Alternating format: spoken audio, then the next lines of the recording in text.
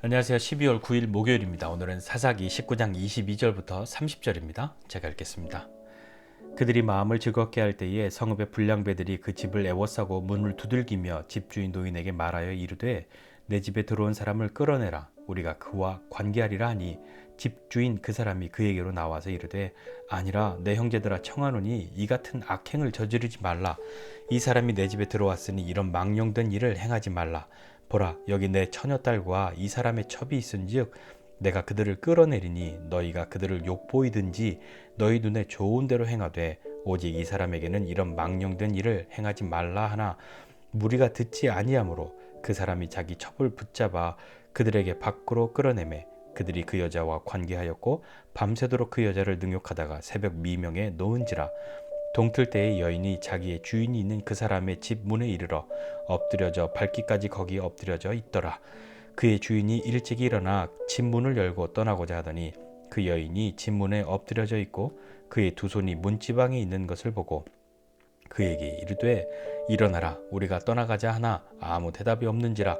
이에 그의 시체를 나귀에 싣고 행하여 자기 곳에 돌아가서 그 집에 이르러서는 칼을 가지고 자기 첩의 시체를 거두어 그 마디를 찍어 12덩이에 나누고 그것을 이스라엘 사방에 두루 보내매 그것을 보는 자가 다 이르되 이스라엘 자손이 애굽 땅에서 올라온 날부터 오늘까지 이런 일은 일어나지도 아니하였고 보지도 못하였도다. 이 일을 생각하고 상의한 후에 말하자 하니라. 아멘. 네, 이 레위인의 이야기에서 오늘 참 끔찍한 일이 벌어진 그 사건을 기록하고 있습니다. 레위 사람은 이방 성읍에 머무는 것보다 이스라엘 백성, 그러니까 하나님의 백성의 성읍에 머무는 것이 더 환대받고 안전할 것이라고 생각하였지만 현실은 그렇지 않았던 거죠. 오늘 이 사건에 나오는 사람들을 좀 한번 살펴보면서 같이 좀 나누고 생각해 보고 싶습니다. 첫 번째 사람들은 불량배들입니다. 이 불량배들은 어떤 사람들이었을까요? 나쁜 놈이죠. 예, 불량배들, 법이 없는 그런 사람들이란 말입니다. 악한 사람들인 거죠. 자기가 원하는 대로 죄를 짓고 자기의 마음대로 그렇게 악을 행하는 사람들이란 말입니다. 또 한 사람은 어떤 사람들일까요? 다음 사람들은 이 기브아 성읍에 살고 있는 이 사람들입니다. 이 사람들은 어떤 사람이냐면 죄를 짓는 것을 그냥 모른 척하는 사람들인 거죠. 죄 짓는 것을 방조하는 사람. 그들도 할 말은 있습니다. 아니 나는 죄를 짓지 않잖아. 나는 불량배가 아니잖아. 나는 그런 악행을 하지 않잖아. 라고 말할 수 있겠죠. 또 한 사람은 이 에브라임 출신의 이 노인입니다. 이 노인은 이 악행을 저지르지 말라고 막고 있었던 사람이죠. 하지마 이런 악을 행하면 안 돼. 그러나 자신의 힘으로 막을 수 없다는 것을 알고 그도 포기해버리고 맙니다. 포기한 것이 이거죠. 포기했다 혹은 악행을 막으려고 했다. 근데 잘 이해가 되지 않지만 이 레위인에게 이 그런 망령된 일을 행하지 말라라고 이야기하면서 자신의 처녀 딸과 이 레위 사람이 첩이 있으니까 그들을 내어줄 테니 너희가 원하는 대로 해라. 이건 또 좀 이해가 되지 않는데 여하튼 그렇게 이야기하는 한 사람이 있습니다. 그리고 또 한 사람 레위인이 있죠. 이 레위인은 어쨌든지 간에 나만 아니면 돼. 나만 피해보지 않으면 돼 라는 사람입니다. 분위기가 이렇게 심상치 않게 돌아가자 그가 한 행동은 자신의 첩을 내쫓은 거죠. 그냥 그들에게 내어준 것이란 말입니다. 자기가 피해보지 않으려고요. 자, 여러분 어떻습니까? 죄, 악에 대한 사람들의 자세, 태도들이 있습니다. 악을 행하는 사람이 있고 그것을 방조하는 사람, 모른 척하는 사람, 그러면서도 나는 안 하잖아 하는 사람과 그것을 막아보려 하지만 결국에 막을 수 없는, 막지 못하는, 포기하는, 그러면서도 그것을 막기 위해서 이 노인이 행했던 그 행동은 사실은 지금도 잘 이해가 되지 않습니다. 또 한 사람은 나만 피해보지 않으면 돼 라는 사람인 거죠. 다른 사람이야 피해를 보든 누가 대신 죽든 어떤 일이 생기든 나만 아니면 돼 하는 생각 말입니다. 이 레위 사람은요, 진짜 이해가 되지 않습니다. 이 자신의 첩을 데리고 다시 오려고 넉 달 동안의 시간을 갖고 있다가 안 되겠다, 데리고 와야겠다고 베들레헴에 가서 그 좋은 말로 잘 관계를 회복하고 다시 데리고 오지 않습니까? 그런데 그 여인이 죽었는데 이 레위 사람의 태도를 보십시오. 고통스러워하거나 통곡을 하거나 분노하거나 아무것도 없습니다. 심지어 그 밤에 잠을 잤습니다. 잠이 오겠습니까? 정말 이해가 되지 않습니다. 그러나 아침에 그 다음날 아침에 일어난 일을 보면서도 그는 그 어떤 고통도 연민도 울분도 분노도 없죠. 심지어 그 문지방에 엎드려져서 손을 대고 거기 들어가려고 그렇게 했던 그 여인을 보면서 레위 사람이 한 말은 일어나 집에 가자라는 이야기였습니다. 그럴 수 있을까요? 대답이 없자 죽은 것으로 여기고 나귀에 싣고 돌아갑니다. 그리고 난 다음에 한 행동은 칼을 가지고 그 시신을 12덩이로 나눈 것이죠. 그리고 각 지파로 보냈습니다. 칼을 가지고 사람을 그렇게 했다라고 하는 것, 이거는 짐승을 도축하는 것과 같은 그런 표현인데요. 이 행동도 사실은 잘 이해가 되지 않습니다. 레위 사람은 정말 어떤 자신의 분노가 일어나서 그랬던 걸까요? 아니면 이렇게 망가져버린 자신의 민족을 향한 그 민족을 깨우기 위한 어떤 행동을 하려고 이런 것을 한 것이었을까요? 도저히 왜 이렇게 했는지 솔직히 잘 이해가 되지 않습니다. 그저 자신의 어떤 것을 이루기 위해서 그랬을 것 같은 생각만 들지 아무튼 그 행동이 잘 이해가 되지 않습니다. 여하튼요, 우리는 죄에 대해서 어떤 마음과 태도를 가지고 있습니까? 죄는 그 말의 뜻이 관역에서 타겟에서 벗어났다라는 것입니다. 하나님의 뜻에서 벗어난 것은 죄인 것이죠.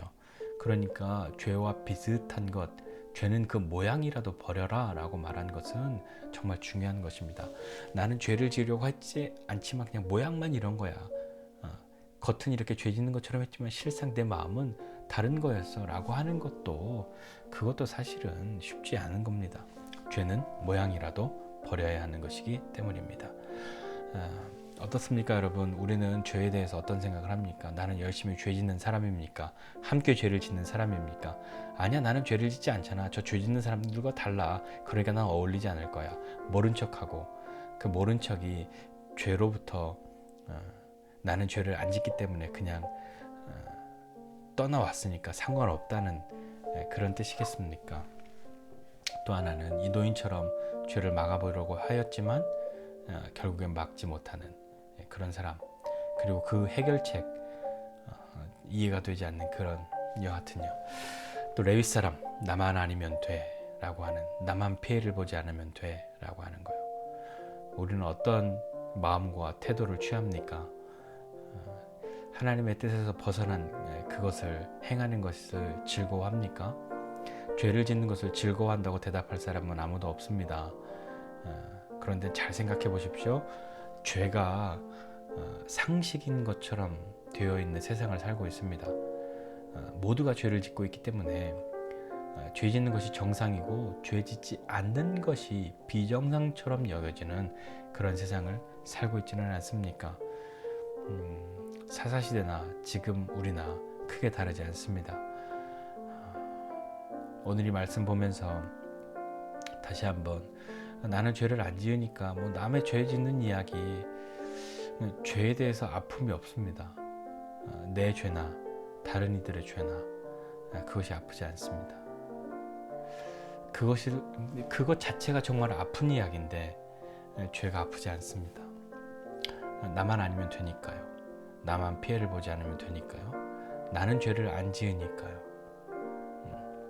하나님은 오늘 우리의 인생 가운데서 우리가 어떻게 살기를 원하실까요?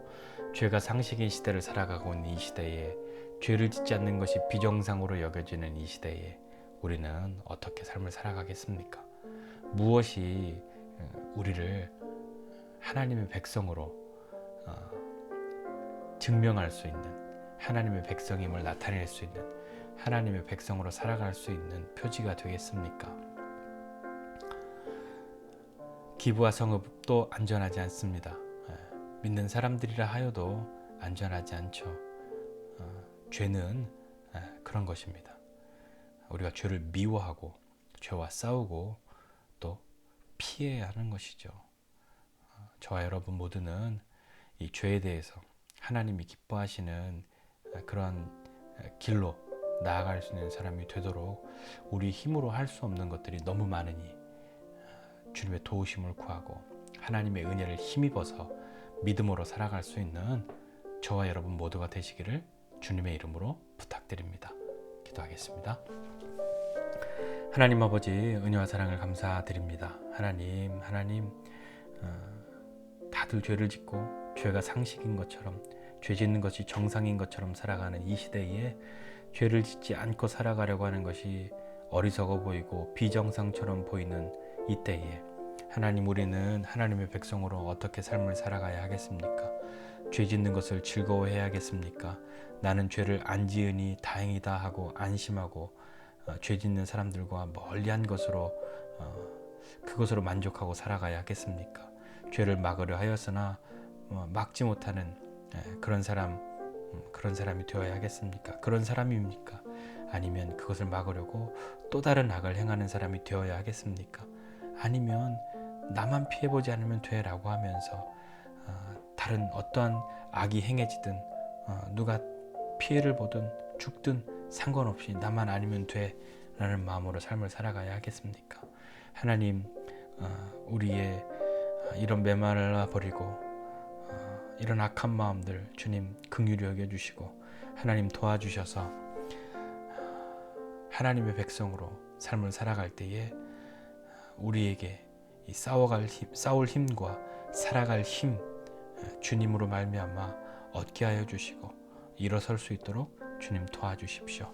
오늘도 죄가 정상인 세상, 그 세상 가운데에 믿음의 사람으로 살아갈 수 있는 용기를 더해 주십시오. 주님, 오늘도 우리와 함께 하여 주실 것을 믿고 감사드리며 예수님의 이름으로 기도드립니다. 아멘.